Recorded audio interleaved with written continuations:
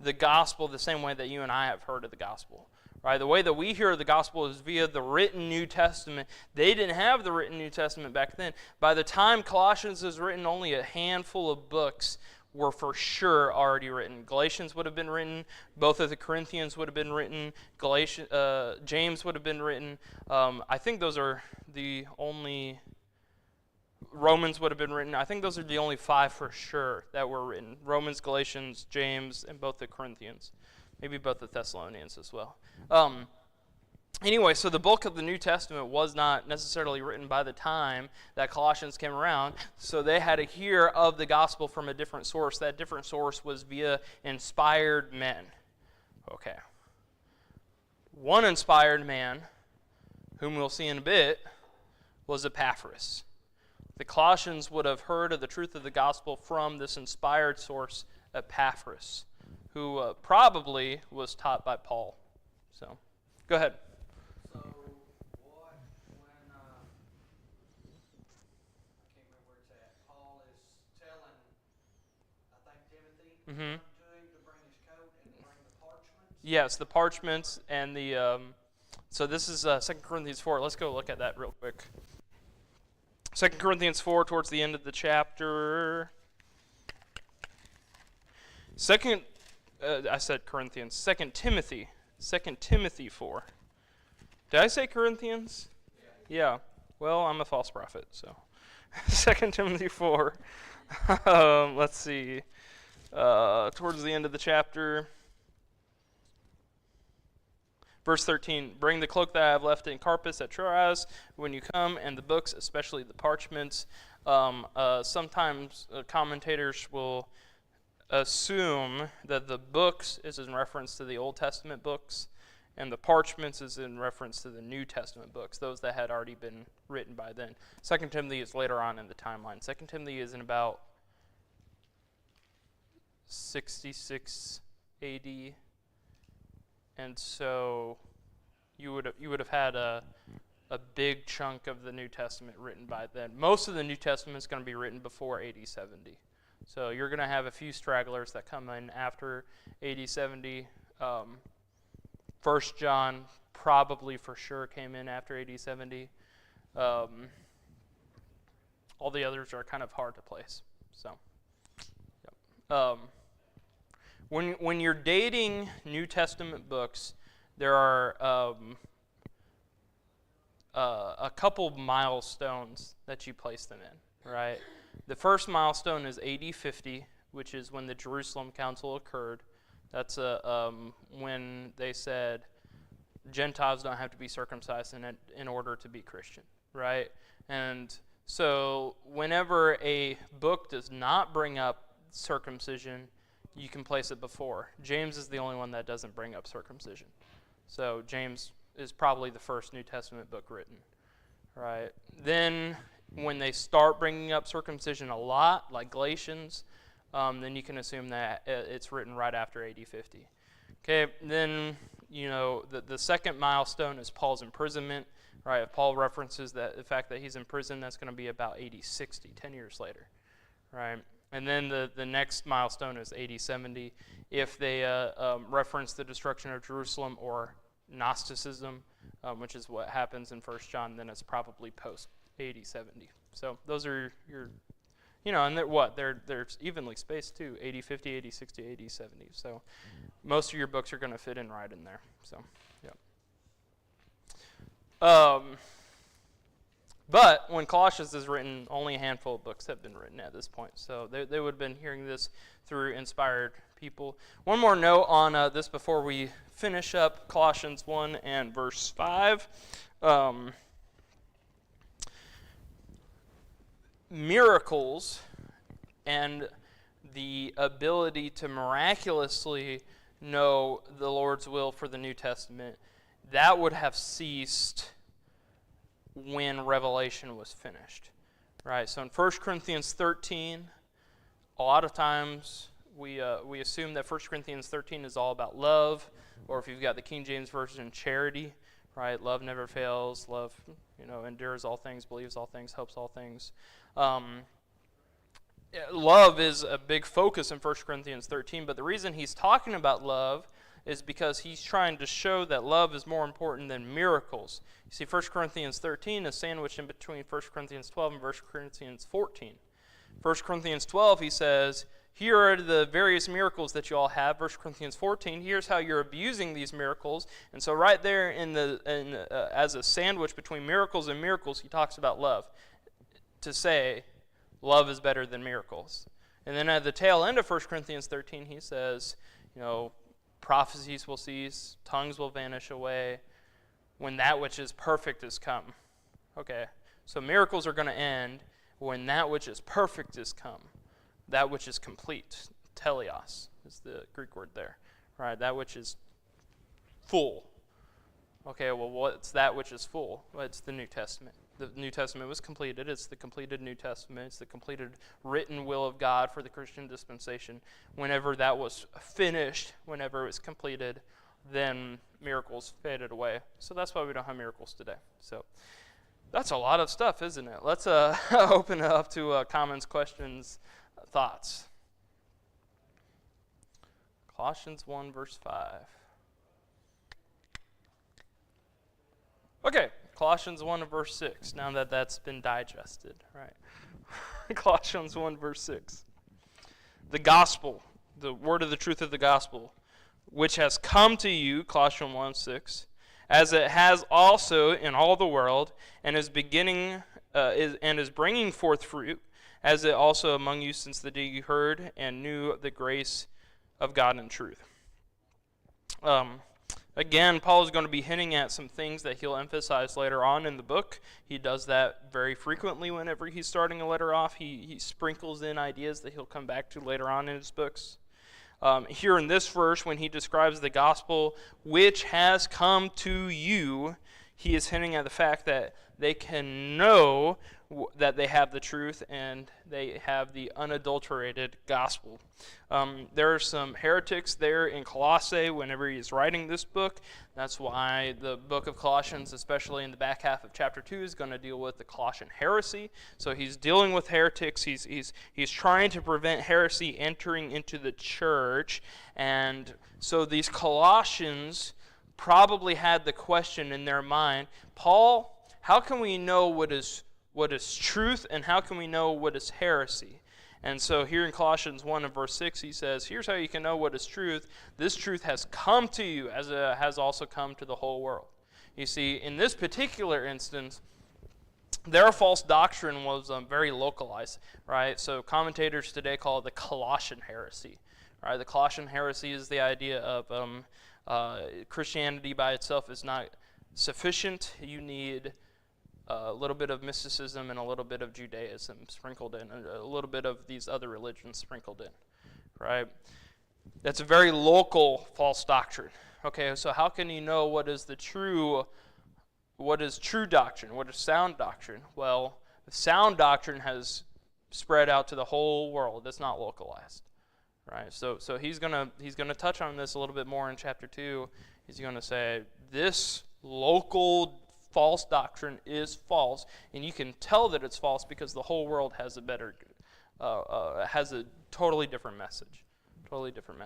So, by the way, this is a good rule of thumb for translations, right? If you want to figure out what is the best translation, what you should do is general rule of thumb, you should compare all of the translations, and if 9 out of 10 say the same thing and one is wrong, guess what? What's a safe rule of thumb to say? The 9 are wrong or the 1 is wrong? A safe rule of thumb is to say that the 9 are wrong, right? Translations, there's a little bit more science to it than that, but that's the basic premise. That's how we got the King James Version. They came up with this thing called the Textus Receptus, and they combined all these. It's up to 6,000 Greek manuscripts today, and they figured out what is the best manuscripts, what is the best reading of the New Testament, and that's how we came to the New Testament today. So, good rule of thumb is if this message has gone out to the whole world, it's not a very local thing, it's probably true. It's probably true. The message, not the particular doctrine, right? Because there are lots of false doctrines that are popular, but the word. So,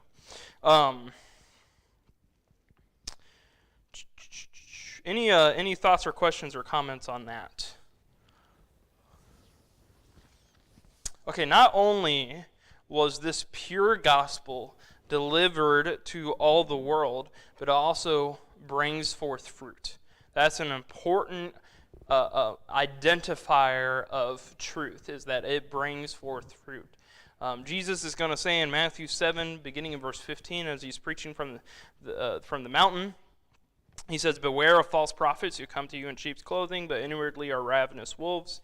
You will know them by their fruits. Do men gather grapes from thorn bushes or figs from thistles? Even so every good tree bears good fruit, but a bad tree bears bad fruit. A good tree cannot bear bad fruit, and a bad tree cannot bear good fruit. Every tree that does not bear good fruit is cut down and thrown into the fire. Therefore by their fruits you will know them." He's talking about false prophets. He's talking about false doctrine that these false prophets are pushing. And he's saying you can know them by their fruits. You can tell whether or not a Christian is a true Christian or a false Christian, a pseudo-Christian, by his fruits. Okay. Obviously, none of us are sprouting apples off our limbs, right? So what does he mean by fruits? People converted, yep, that would be a fruit, yep. What does he mean in general, though? What's a fruit that a Christian bears?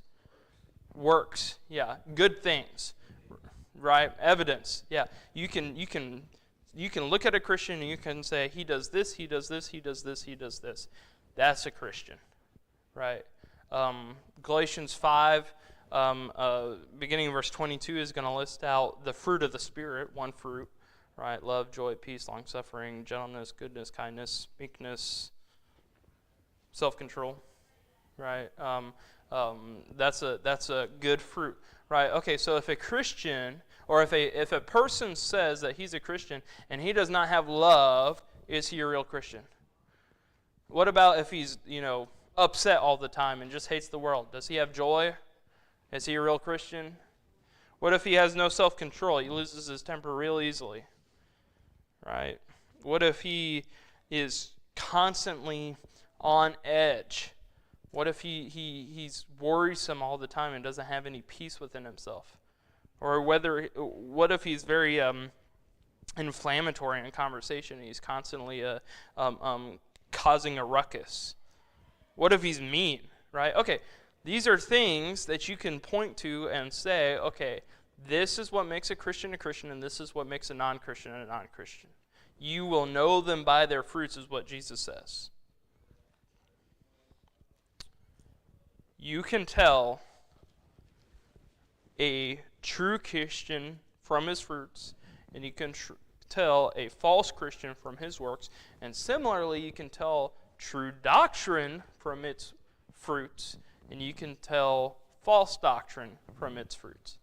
Okay, so the Colossian heresy that comes up a lot in chapter 2, I know we've talked about it a little bit, or goes in deep in Colossians chapter 2, I should say. The Colossian heresy, you can look at that false doctrine and you can say, this is wrong.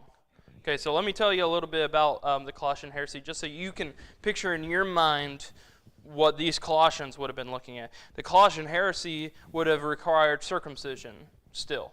Okay, earlier in this class we talked about how in AD 50 they acknowledged that circumcision was not required for Gentiles. Okay, so if you had some teachers coming in and saying Christian Gentiles need to be circumcised, is that a true prophet or is that a false prophet? It's a false prophet. Okay, what if somebody comes in and says flesh is evil, you should not eat for months on end? Is that going to be a true prophet or a false prophet? It's going to be a false prophet. I like to eat. So does the Lord. There's nothing in the Bible against eating. Nothing at all. But Gnosticism, mysticism, specifically asceticism, Those are big words. It taught that flesh is evil. It taught that you shouldn't eat. Shouldn't eat, and we can still see in the Catholic Church today, you should be celibate.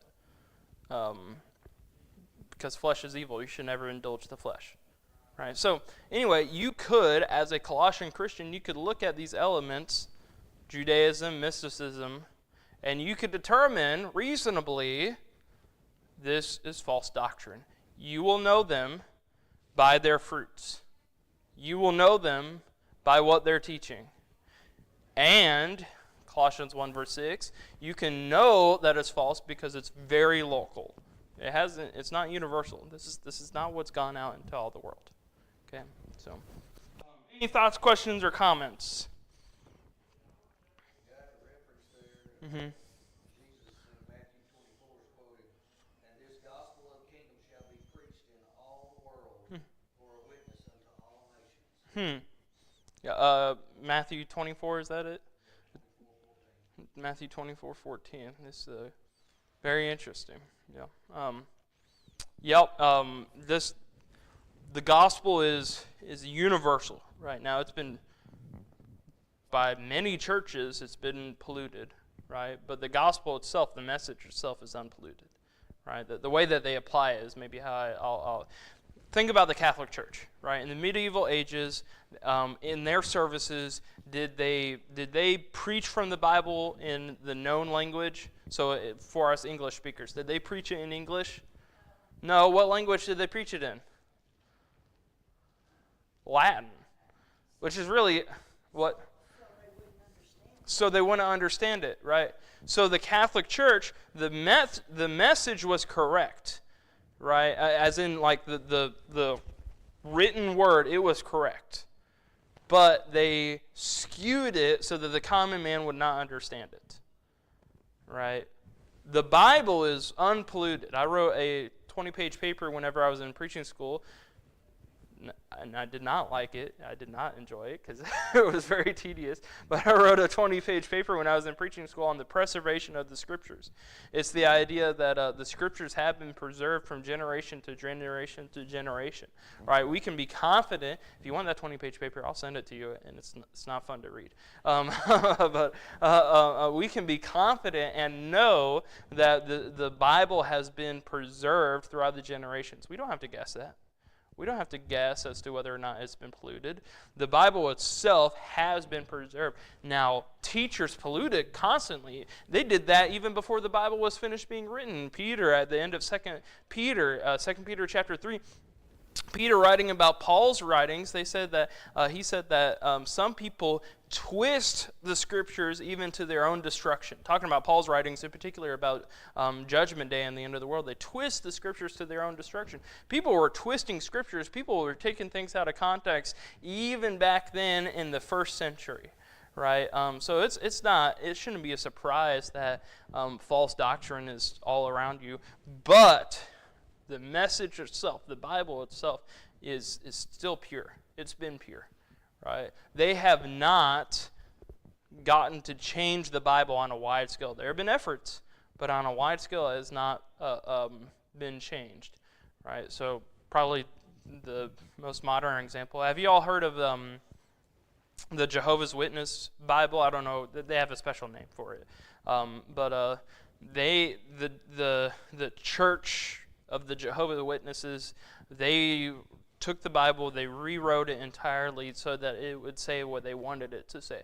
Okay, so now you've got a translation out there that is wrong, but the other translations are still mostly true. You've got some better translations, worse translations, but the better ones are true, right? So we don't have to worry about whether or not we have the right Bible or not. Right? For the same reason that the Colossians didn't have to worry about, should we allow these heretics to preach their doctrine or not? You don't have to question it. Don't let them do it. You can know, because it's local, you can know, because the truth is universal, that is false. That is false. All right, questions, comments? You all are going to be going to sleep at night thinking, oh, I should have asked that question, but it'll be too late. All right, Colossians 1, verse 7. Colossians 1, verse 7. Verses 7 and 8. This will complete this section. This is Paul's thanks that we're looking at right now.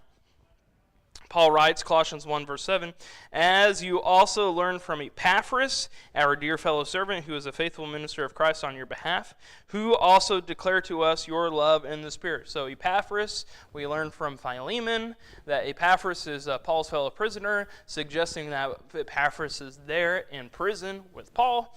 And here in Colossians 1, verses 7 and 8, Paul says that Epaphras has reported to us about the doings there in Colossae. Right? Epaphras taught you, and now he's told us about you. Right? So that's how we receive the word, and that's how Paul is hearing all about what's going on in the Colossae Church of Christ. Colossians 4, verses 12 and 13. This is another thing that Paul wrote about Epaphras. Epaphras, who is one of you, a bondservant of Christ, greets you always, laboring fervently for you in prayers, that you may stand perfect and complete in all the will of God. For I bear him witness that he has a great zeal for you, and those who are in Laodicea and those in Hierapolis. Right now, he's referencing the Colossae's two sister congregations, right? Laodicea, Hierapolis, they're 10 miles down the river. So probably Epaphras planted all three of these churches. That's what commentators think. Colossae, Hierapolis, Laodicea. And Epaphras has been praying for them, telling Paul about them. And now we get the book of Colossians. So.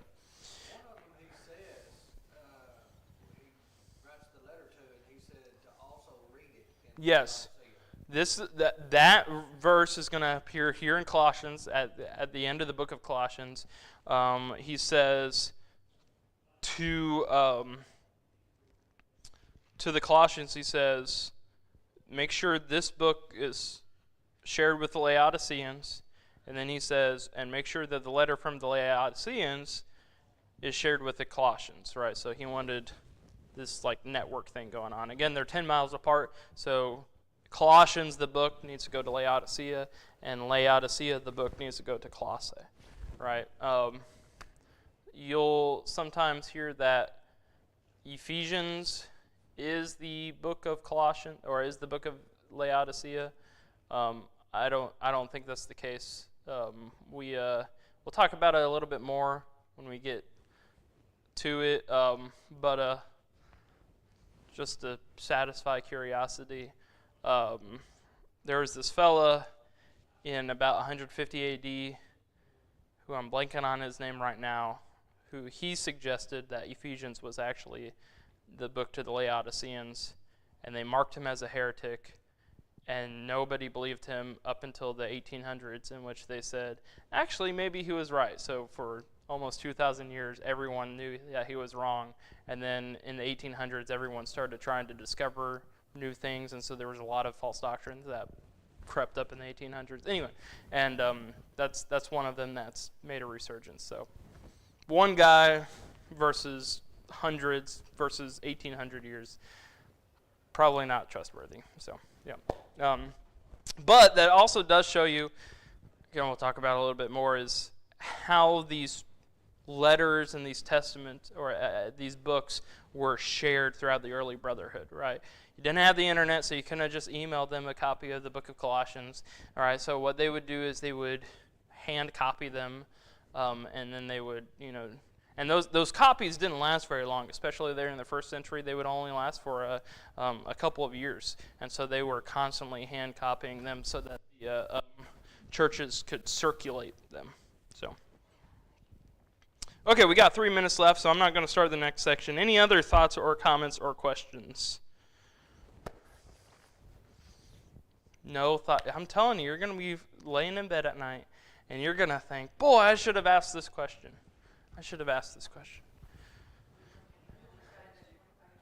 Yeah, the 20-page. Yeah, on preservation. Yeah, that was a joy to write. You know how much is written in books on the preservation of the scriptures?